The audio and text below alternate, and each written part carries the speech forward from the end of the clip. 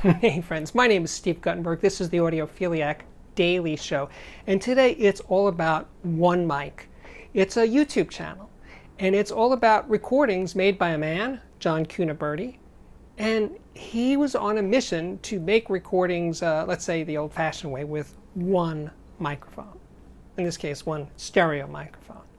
He's a recording engineer and a mastering engineer, and he felt that things are just too complex now. Making records is a whole process, too many machines, too many computers, too much stuff just to record people playing together in a room.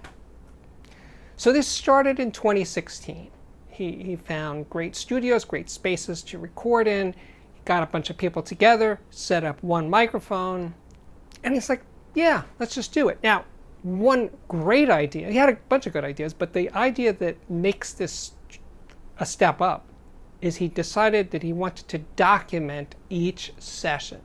Because if there wasn't video, you might not understand what was really going on here, that no, there wasn't a microphone right up on top of every musician and every instrument, that there's only one mic for the entire band, drums, bass, guitars, keyboards, whatever. All of that is only one mic in the room, and that mic is picking up everything.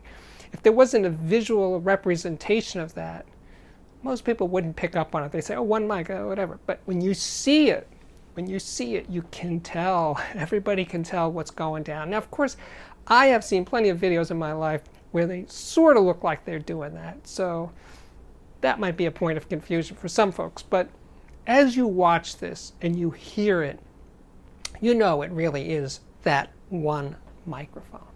One of my friends turned me on to the OneMic channel the other day, and I was really was like, wow, how come I haven't heard about this? It's been going on for 4 years, and I don't know anything about it. So I got in touch with John, and we had a nice chat. And he just told me that, yeah, it's a passion project. He keeps doing it with people he knows pretty well, with bands he feels comfortable with, and they feel comfortable recording that way.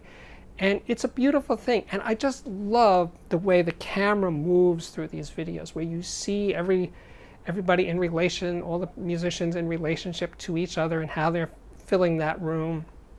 And some of the sessions, by the way, take place at Sun Studios in Memphis, is it? And in Muscle Shoals, at great studios, great spaces. And it's kind of a thrill. It really is, because to my way of thinking, this is the way it should be. Now, it's not so different than the Chesky records that I've been a part of for many, many years. I no longer work for Chesky, but I did work on many Chesky sessions, which is very similar. One microphone, not the AEA, but other single mic recordings. So I'm very familiar with the way it's done. I definitely am. And I think that John, though he didn't know about Chesky Records or MA Recording or other audiophile labels, it's funny how they all came to that way of doing it as the kind of the minimalist approach to making records, where the music comes first. Now, having said all of that, the other part that may not be obvious until now is that because they're one take, they're not just one mic, they're complete takes of each song. Now, they may have done the song many times, but the final version you see is one complete take. There's not chopped up into take 1, take 7, take 12, and then edited into one perfect take. No, these are one take from beginning to end.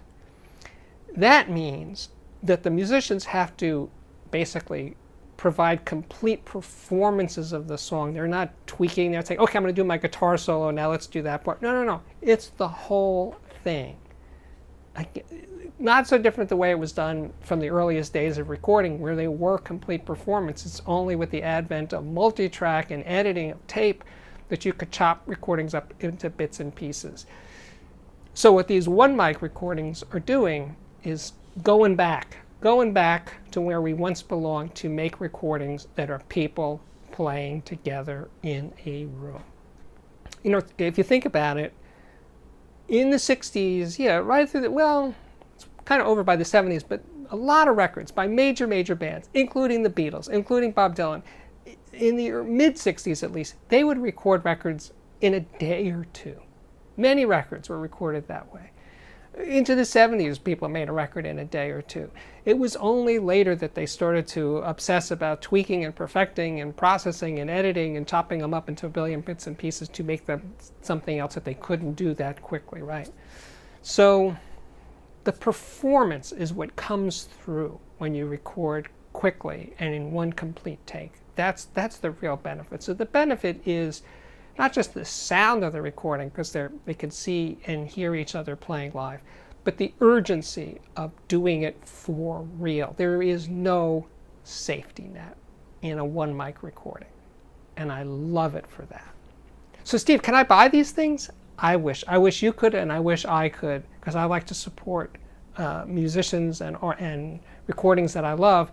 But these are not for sale. These recordings were just made, so I guess as a proof of concept. John basically gives the audio recordings to the bands to do with it what they like, but the music itself is owned by the record companies and lawyers and contracts and stuff like that. It's kind of complicated.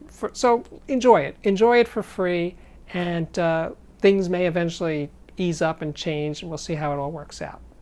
I think I've said everything I need to say, other than to say check out the channel, the OneMic channel, and I will, yes, link to it directly below. This, on the other hand, continues to be the Audiophiliac Daily Show, right now coming to you 4 days a week. If you like what I'm doing here, please subscribe to this YouTube channel, share these videos, give them thumbs up when they deserve it. But you can also check out my Patreon at patreon.com/audiophiliac. You can check out the music reviews that are on my channel. There's dozens and dozens of them. There's playlists for that, playlists for speaker reviews, headphone reviews, electronics reviews, interviews with a gazillion different people. Lots to see and hear right here, right now. Anyway, I think my work here is at last complete. Thank you so much for watching, and I really do hope to see you back here again very, very soon.